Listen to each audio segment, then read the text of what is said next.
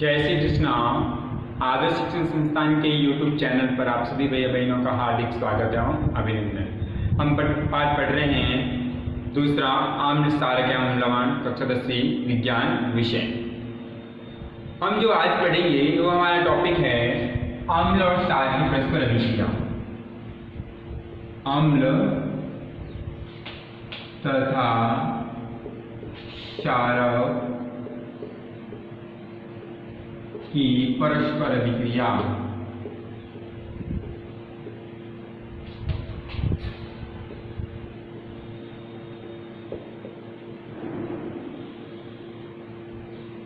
अम्ल और क्षार की परस्पर अभिक्रिया। अम्ल और क्षार परस्पर अभिक्रिया करने पर क्या बोलते हैं, लेकिन इससे पहले अपन ने अपना जो पूर्व वीडियो था उसमें पढ़ा था अम्ल और क्षार का जलीय विलयन। ठीक है, जिसमें अपन ने पढ़ा था कि अम्ल जो होते हैं जल में घुलने पर H+ आयन या हाइड्रोजन आयन देते हैं, तथा क्षार जो होते हैं वो जल में घुलने पर क्या देते हैं, हाइड्रोक्साइड आयन या हाइड्रोक्सिल आयन OH- देते हैं। फिर अपन ने ये पढ़ा था कि अम्ल और क्षार जो होते हैं आपस में अभिक्रिया के दौरान जल का निर्माण भी करते हैं। ठीक है, इस प्रकार से आज का जो हमारा टॉपिक है अम्ल और क्षार की परस्पर अभिक्रिया से संबंधित है। पढ़ लेते हैं। अम्ल और क्षार परस्पर अभिक्रिया करते हैं तो क्या बनते हैं, और उसके आधार पर एक एग्जाम्पल। अम्ल और क्षार परस्पर अभिक्रिया करने पर है ना, तो अम्ल तथा क्षार परस्पर अभिक्रिया करने पर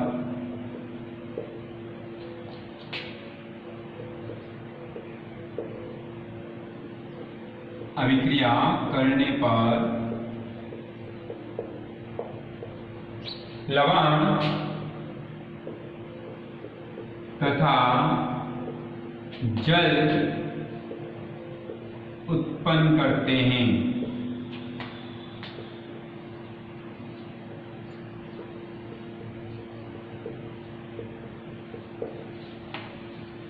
तो अम्ल तो क्या देते हैं H+ आयन, तो अपनों को ध्यान है सभी अम्ल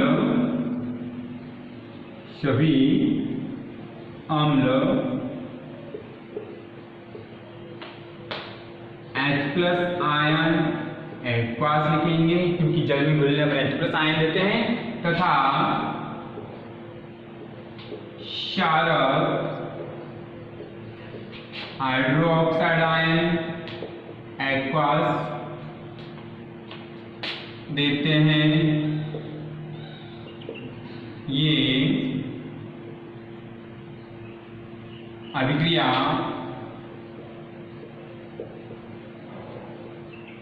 के फलस्वरूप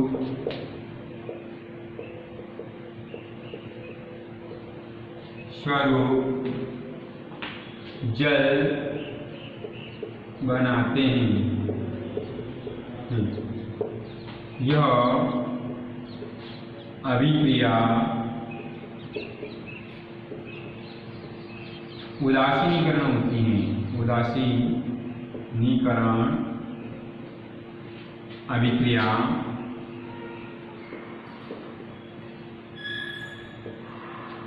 होती है। इसे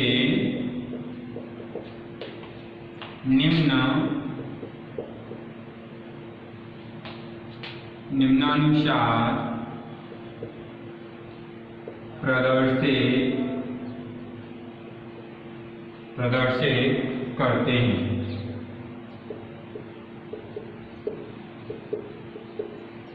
किस प्रकार से प्रदर्शित करते हैं अभिक्रिया को, तो देखिए अम्ल प्लस क्षारक अभिक्रिया करने के फलस्वरूप बनाते हैं लवण तथा जल बनाते हैं। ये तो अपन ने लिख दिया है शब्द समीकरण। अब हम एक एग्जांपल लेकर के देख लेते हैं किस प्रकार से अम्ल H+ आयन देते हैं और क्षार हाइड्रोक्साइड आयन देते हैं, और इन दोनों के परस्पर अभिक्रिया के फलस्वरूप जो उदासीनीकरण अभिक्रिया संपन्न होती है उसमें जल का निर्माण होता है और संगत प्रकार का क्या बनेगा, लवण बनेगा। तो पहले हम देख लेते हैं अम्ल हम सबको बताएं H+ आयन देते हैं, सही है। तो इसका हमने एक लिया है H, फिर क्षार जो होते हैं वो देते हैं हाइड्रोक्साइड आयन और इसके आगे हमने धातु आयन लगाया है मेटल और ये देते हैं H+ अम्ल। देखा है मैं लिखा है H+ एक्वस और OH एक्वस, ठीक है, ये देते हैं। अब यहाँ पे ये हाइड्रोक्साइड आयन OH और H+ आयन क्या बना देंगे, जल H2 बना देंगे। अब ये जो बचा है हमारे पास M और इधर X, वो क्या बना देगा, MX बनाएगा, MX जो क्या है एक प्रकार का लवण, ठीक है। तो बाई चांस हम एक एग्जांपल लेते हैं अम्ल का, जैसे HCl, ठीक है, ये तो हमारे HCl में H+ आयन दे देगा, अम्ल है, और एक हम यहाँ ले रहे हैं NaOH, सारक है NaOH।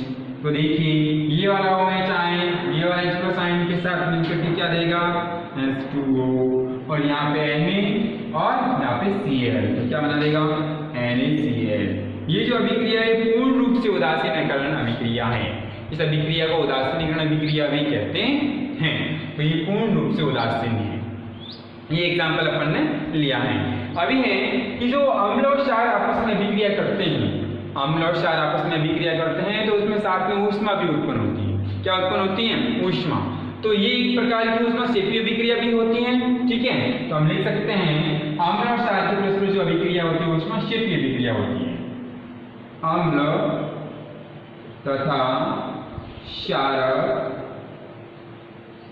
अभिक्रिया करने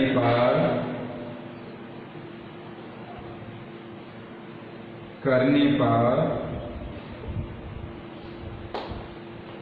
ऊष्मा भी उत्पन्न होती हैं अर्थात अम्ल तथा क्षार की अभिक्रिया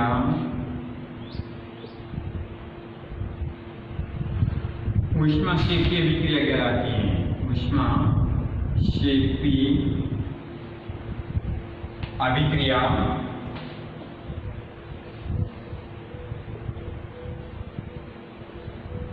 होती है, ठीक है।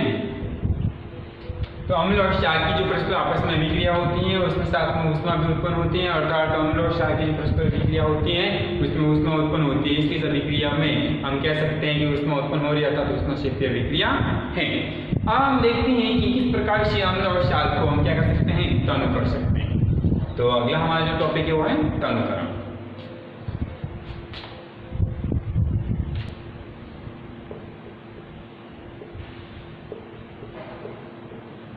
तनुकरण क्या है, किस प्रकार से अम्ल और क्षार को तनु किया जाता है उसको हम पढ़ेंगे। तो अम्ल और क्षार को तनु करने के लिए क्या करना पड़ता है कि जल के अंदर अम्ल और क्षार को मिलाते हैं, जिससे कि वे क्या हो जाते हैं, तनु हो जाते हैं। तो तनुकरण क्या है, पहले इसकी डेफिनेशन, जल में अम्ल या क्षारक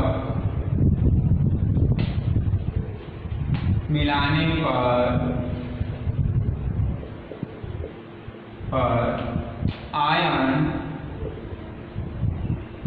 की सांद्रता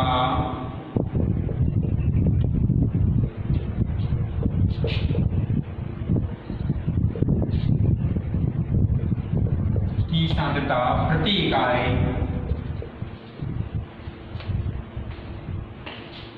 इकाई आयतन में कमी आती है।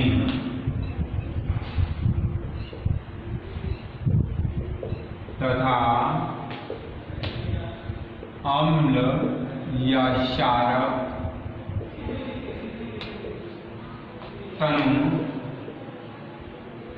हो जाते हैं। इस प्रक्रिया को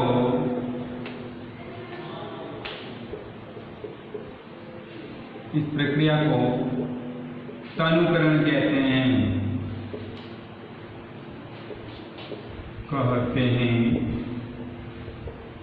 तथा अम्ल या क्षारक तनुकृत हो जाते हैं, हो जाते हैं। ये तो परिभाषा है। अब किस प्रकार से करते हैं हम लोग क्षार को तनु, तो इसके लिए क्या करते हैं देखिए।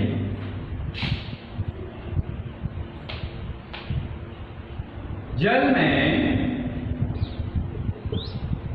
अम्ल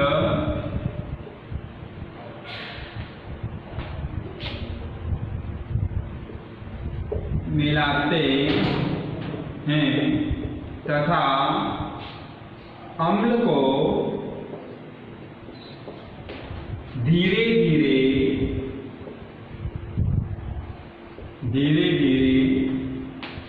जल को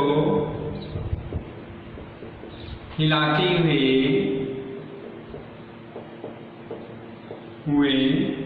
मिलाना चाहिए।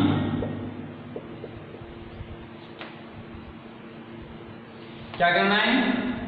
जब भी अपने को अम्ल या क्षारक को तनु करना होता है तो उसमें क्या करना चाहिए कि जल में अम्ल को, जल में क्या करना चाहिए, अम्ल को धीरे धीरे या बूंद बूंद करके मिलाना चाहिए। और जिस बर्तन में हम मिला रहे हैं उस बर्तन में जो जल है उस जल को हिलाते हुए मिलाना चाहिए। ठीक है, इस प्रकार से जो अम्ल होगा वो तनु हो जाएगा। सांद्र अम्ल हम मिलाते हैं, सांद्र अम्ल मिलाने पर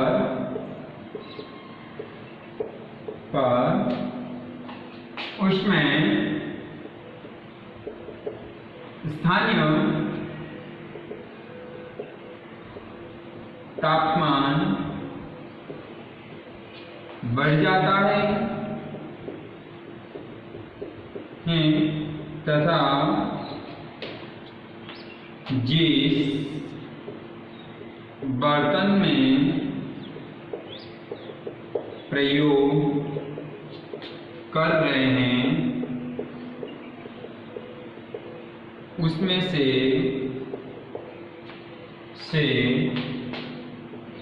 मिश्रण आस्फलित होकर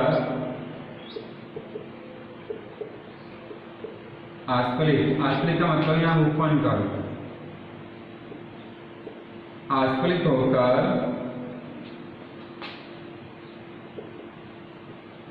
बाहर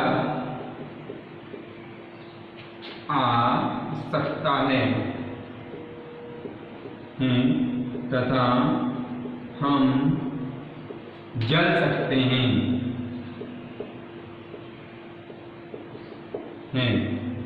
या जो कांच का बर्तन हम उपयोग में ले रहे हैं, हम उपयोग में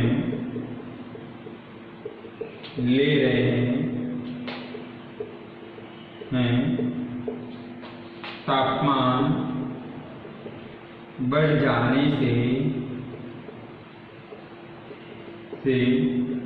टूट सकता है,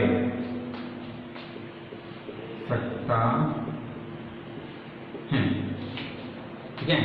तो जब भी अपने को अम्ल को तनु करना होता है तो जल में अम्ल डालना चाहिए, वो भी बूंद बूंद कर करके, और बर्तन जिसमें हम अम्ल को तनु कर रहे हैं उसमें जो जल है उसको हिलाते हुए करना चाहिए।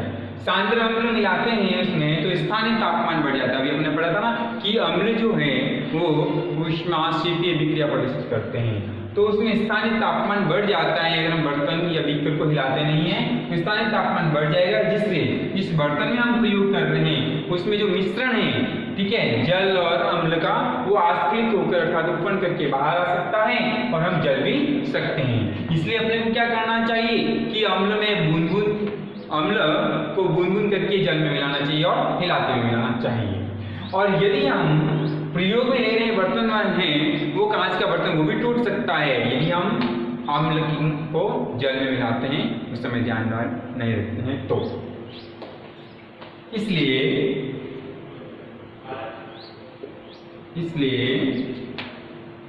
जल में अम्ल मिलाना चाहिए, न कि अम्ल को जल। ये चीज ध्यान रखना है, ठीक है। जल में अम्ल मिलाना चाहिए, न कि अम्ल के अंदर जल मिलाना चाहिए। ये सावधानी अपने रखनी है जब अम्ल को अपन टर्न करते हैं। नॉट लिखो, अम्ल तथा क्षारक अत्यंत ऊष्मा क्षेपी अभिक्रिया प्रदर्शित करते हैं।